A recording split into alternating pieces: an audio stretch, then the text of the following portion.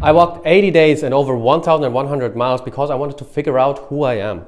I wanted to let go of some family-related stuff, and I wanted to get rid of my ego. As crazy as that may sound, but I perceived it as something very toxic back in the day. So in this video, I'm going to share my reflections that I had on walking the Camino Santiago twice in the years 2020 and 2021. And I'm sure there will be something valuable for you. Hello, I'm David and welcome to my YouTube channel. And by the way, thank you all very much for liking and subscribing. If you don't know the Camino Santiago, it's a very ancient hiking trail that has been walked by millions of pilgrims for thousands of years. And even today, you can literally feel all those people's energy on this way.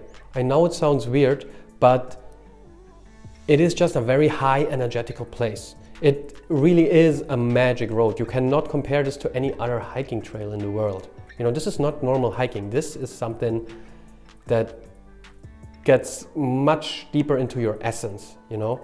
I have been witness of so many miracles on the Camino. Unbelievable things happen there every day. I tell you, every day.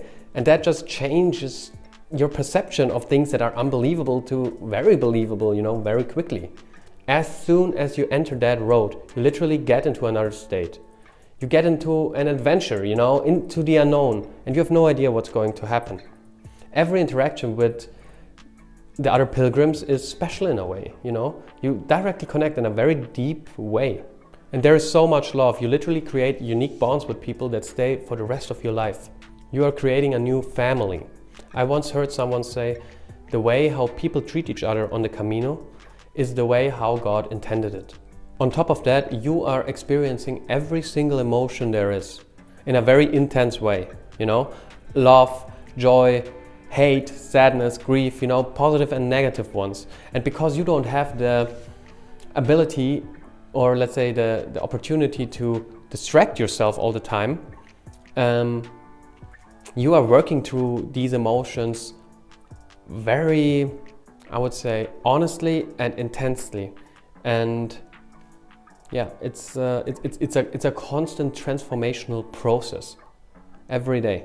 You are working through so much that you have accumulated within your body over the years. And by feeling them, you release it. And you know, you need to feel it to heal it. And the more stuck emotions we have, the more blocked we are from actually experiencing and attracting the right things in our life, because those stuff that is hidden there and that we suppress, it is just like a blockage for so many higher frequencies. I say it often, you need to feel it to heal it. And on the Camino Santiago, you definitely will feel it. I don't know if you have experienced this, but when you are traveling or on a journey, it takes around, for me at least, 7 to 10 days until I am able to let go of all the stuff from home, you know, like pressure from society, work stuff, whatever. And that's the great thing that happened to me on the Camino. It made me able to listen to myself. What do I truly want without all these other stimuli? What do I truly want? What do I want my life to be in the future? Because for the first time in ages, I was not distracted for a short period of time. Because we're always distracted. We can never listen to ourselves. If you wondered how did it happen that I walked the Camino Santiago, I read in a book about it, a very special book for me called The Alchemist by Paulo Coelho. And this book originated directly after Paulo Coelho himself walked the Camino Santiago. So this story originated on the Camino itself. And you know, it kind of gave my life this sense of magic, you know, and to follow my heart and follow my calling. And I'm so insanely grateful that I stumbled upon this path, because that is, at least for me, what makes life truly worth living, you know. Nothing could be more fulfilling to me than following my heart and following my intuition, and then ending up at the craziest and most beautiful places with the perfect people. And that's just the magic of life when you follow your heart. Anyway, when I read this book, The Alchemist, my calling kind of formed itself. It was years before I actually did it, but you know, it was kind of back there in my head. And then when Corona hit, I decided to follow this calling. and I did it the first time in 2020, and because it was so transformational and so unexpectedly beautiful, I decided to do it in 2021 again. And I would love to do it again, but yeah, you have to find a way to scrap 40 days out of your normal life. But I can guarantee there could be nothing more important for you than this. Nothing else could be more important. What is so interesting when you walk the Camino Santiago is that your life becomes this new rhythm, which is kind of similar to the rhythm in society. You know, you get up in the morning and then you walk for 8 hours or something like that, which is kind of your new job, you know. So you still have a structure like in your real life, but it's just on the Camino everything in small, you know. When you make a decision, for example, you get the outcome of this decision usually the same day or one day later. When we're in society or when we're back home and we make a decision, that plays out sometimes like weeks, months, years.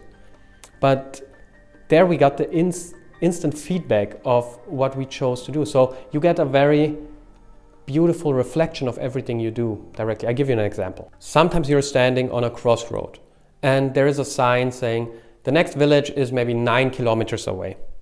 But there is another road that is 13 kilometers away, but it has 2 smaller villages in between where you can rest. The first road, the direct one, has no villages in between. So you have to make the decision to either push through or to take your time and rest a bit.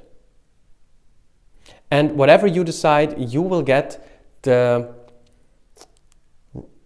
feedback, the outcomes of this decision right away. So your physical and mental health will receive like an immediate effect of your decision. And the beautiful thing is, everyone gets the message, everyone gets the challenge that he or she needs, you know. For some people, they might have to push themselves, you know, because it's something they miss or in the real life, or maybe they push themselves a little bit too much and they get like big blisters or a lot of pain in the end, you know, of that day, and get like the message, chill dude, it's a marathon, not a sprint. And vice versa. For others it might be the challenge to take your time or to you know, take care of your body, whatever it is. Everyone gets exactly the challenges he or she needs because you are facing your demons there. You know, you're facing your shadow sides if you want or not. And maybe you think, what's 4 kilometers more? Like, what's the big deal? I can tell you, when you already walked 20 kilometers that day, it is a big deal. And especially when you walk these kind of distances every day, you know? You cannot practice, you cannot train for this. You can only train for this by doing this. You know, it's a complete new way of experiencing your body and of handling stimuli and pressure, physical ones and mental as well. And of course, don't forget your backpack, because you have to carry all your belongings with you all the time. So that leads, for example, that you buy food only by its weight. Another nice metaphorical analogy is, the bigger your backpack, the bigger your fear.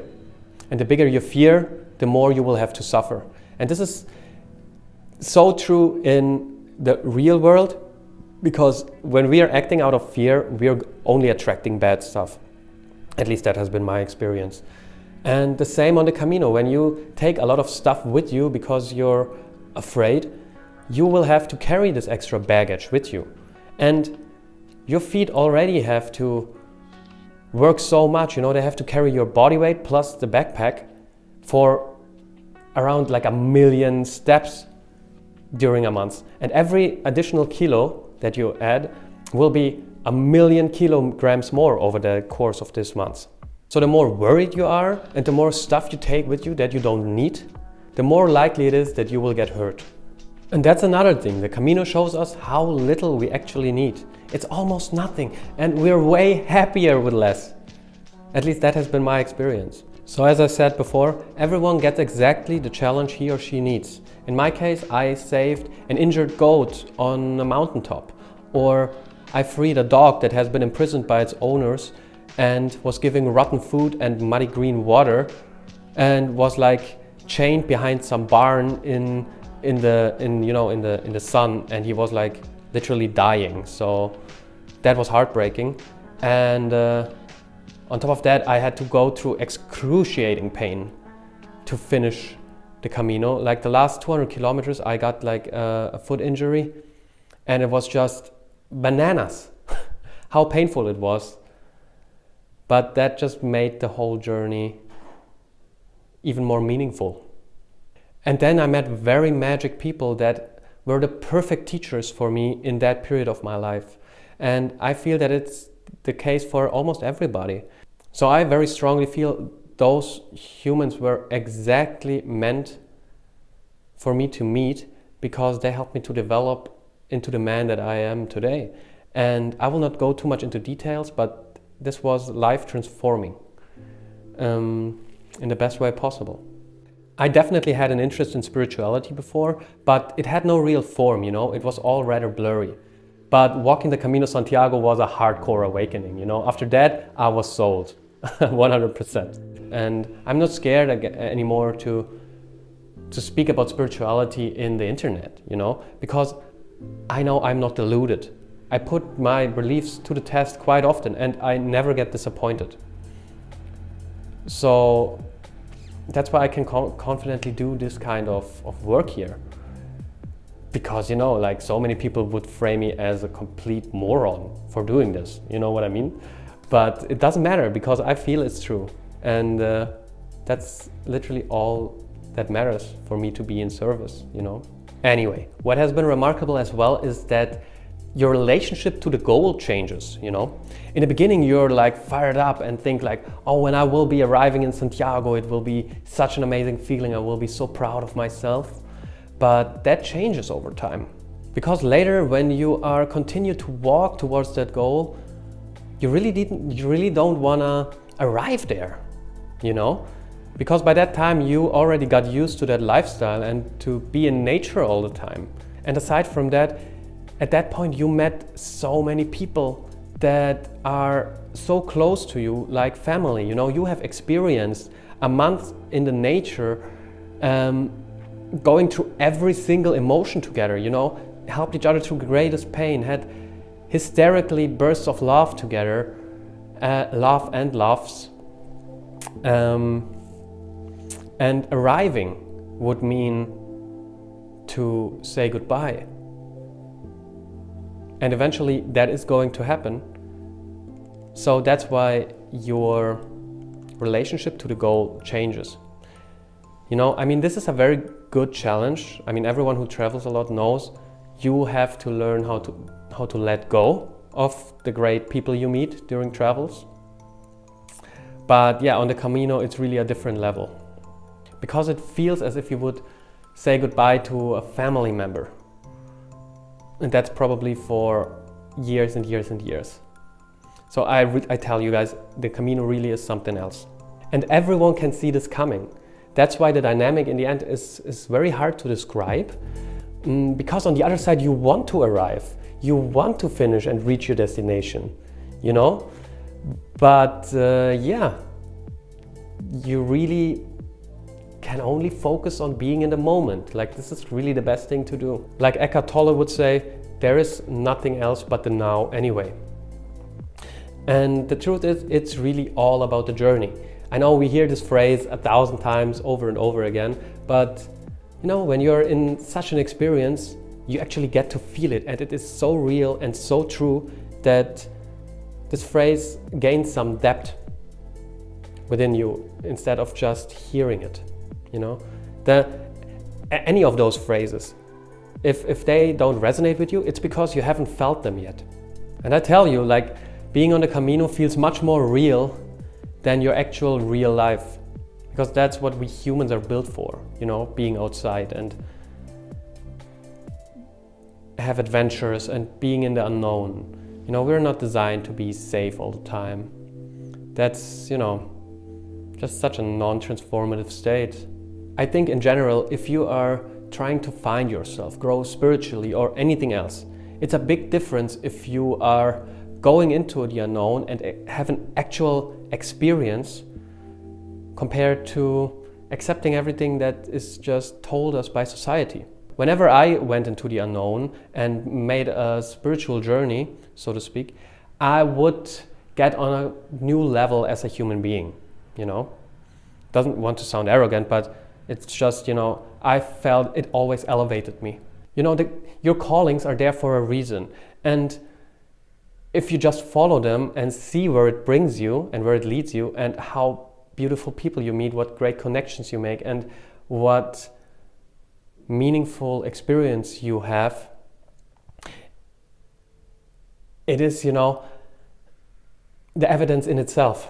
I'm definitely very happy that I'm on the path that I am, because, as I said, life is just so much more fun that way. Thank you very much for watching, and goodbye.